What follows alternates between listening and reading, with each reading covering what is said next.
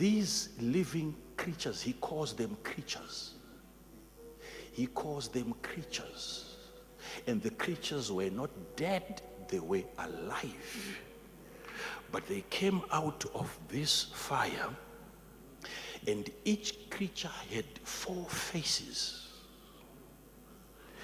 The face of a human being was the first face that the prophet described to us. I saw on the creatures the face of a man. It had the face of a man, but it's not calling it a human being, it's calling it a creature. Yet it had the face of a man. So the face could not cause the entire body to be considered a human being. It had the face of a man, yet it was a creature. Now, but you know, follow this. And there was another face of an ox. And there was another face of an eagle. And another face of a lion. On each creature. So each creature had 4 faces. And then I saw that each creature had 4 wings.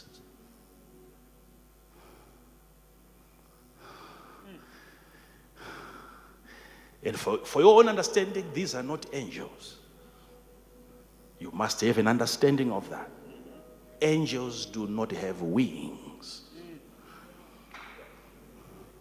You would not be told in the Bible to entertain strangers. For some entertained angels unawares. They were not even aware that these were angels. You would not be unaware if an angel had wings. I don't want to get into, you know where it's going. I don't want to get into that. I wish I had time to explain to you some of these beings. Hear me. Hear me. 4 wings. There were these, I saw these upper wings stretched towards each other, and they were joining. This creature's wings were touching another creature's wings, and another creature's wings. And then with the 2 other wings, they were covering their bodies. There is something about their bodies that they didn't want Ezekiel to see. Except the bottom part where he saw what was coming out like were calves' feet.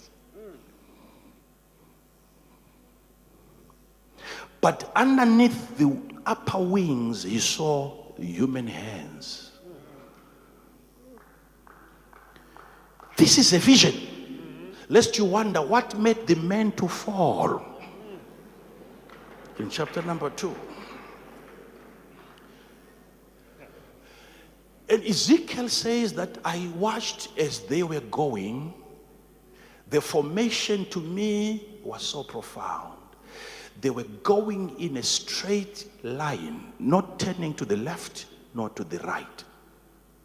There was a straight line when these things were moving. And then Ezekiel says that, then I noticed also beneath each of these creatures were wheels. He saw wheels. And he says, I saw it was like a wheel inside of a wheel.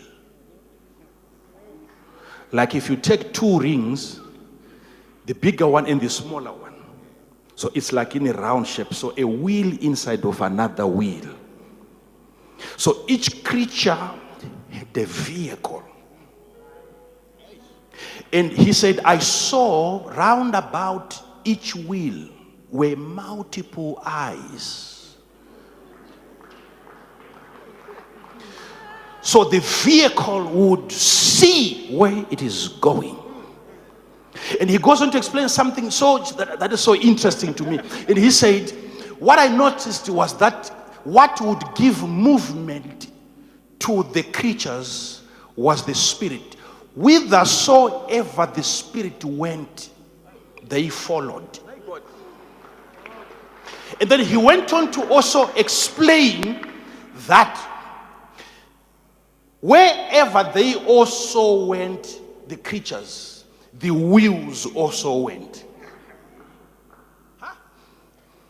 So there is a movement of the spirit, followed by the movement of the creature, followed by the movement of the wheels. So it was not the vehicle under them driving them, they were driving the vehicle.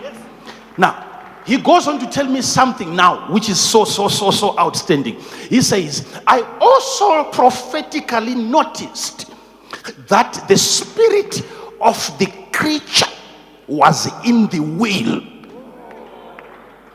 There was the spirit of the creature in the wheel.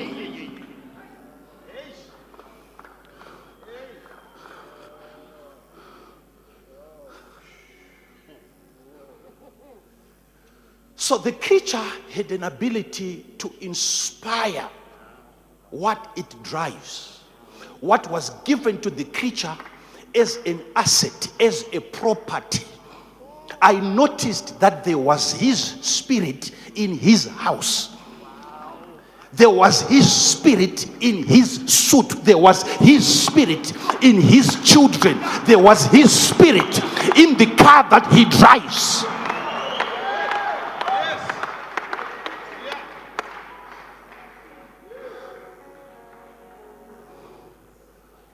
I noticed that in the wheels was the spirit of the creatures.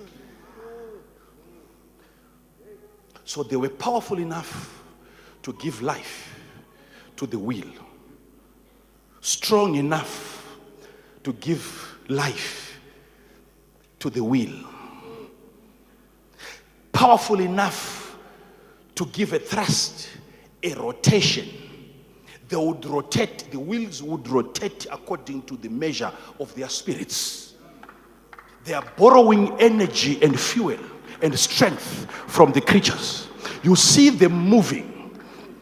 So it's a power given to a creature to make things run, even though the thing is dead.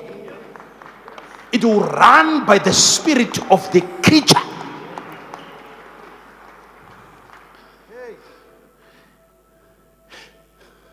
Sit down. Sit down. Sit down.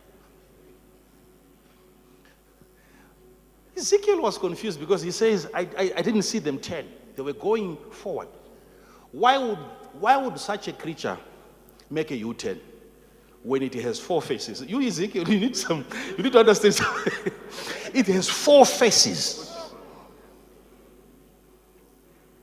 Whichever direction they choose, you might not be able to realize that they have made a U-turn. So if you see them going that direction, it's a human direction. When the face of a human being is towards that direction. But there comes a time when the lion in them has to take over.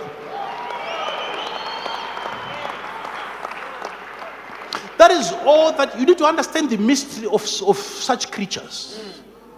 They know that if you live with only one nature, the nation will destroy you.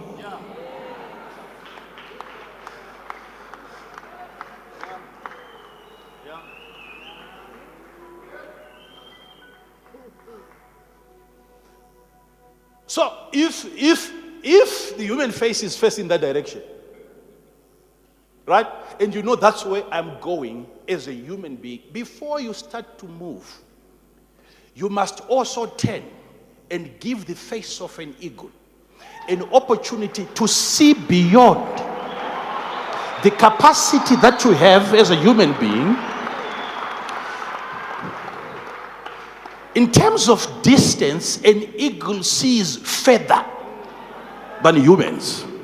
So I'm only saying that whenever you are about to, whether it's a project that you want to do in Zimbabwe, in a nation like ours, it must be given 4 faces.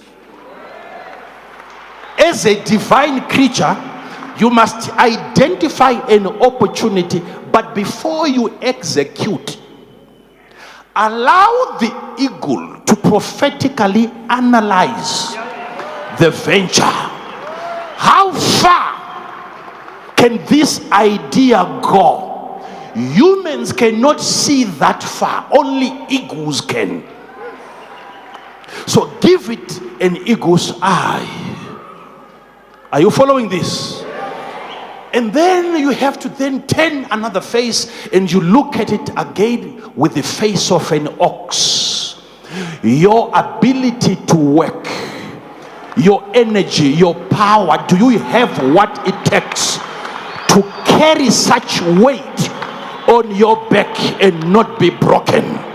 Are you following this? Are you following this? There will come times when you don't need to act like a sheep. You need the nature of a lion.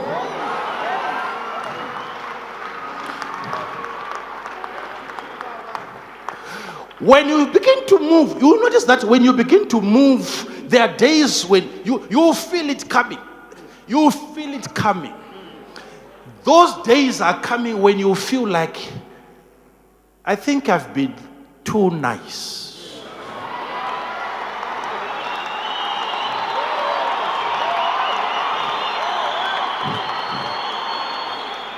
When you begin to experience such a feeling, then you know the face which is about to come forward now.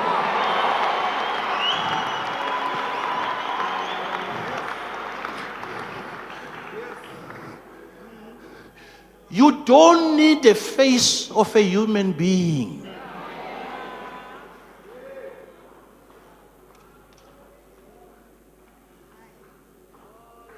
Good governance in any state, in any nation, is for humans. Sit down. Sit down, please. Sit down.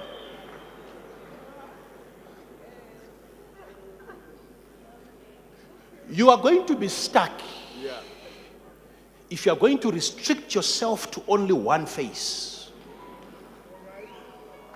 Until you understand from today that there is another nature to yourself, and give that face an opportunity to look at the same problem with a different face.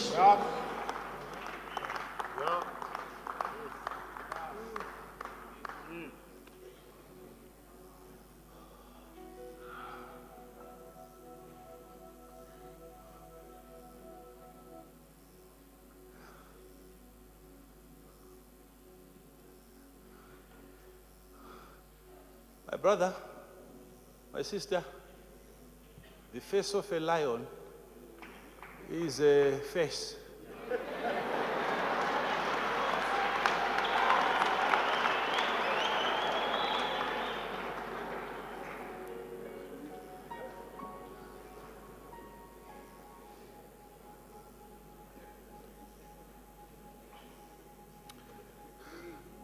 When you go to some of these game parks, even when the lion is in a fence, you have no faith in that fence.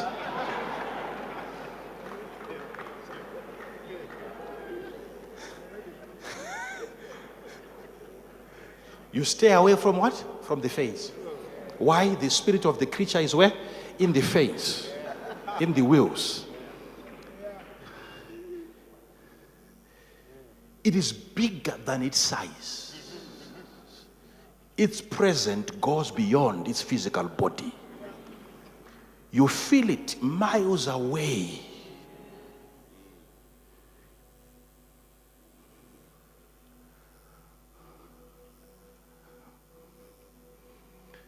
These other little creatures and the antelopes and they feel it. When the lion is around, they feel it. You don't need to see Mr. Lion coming.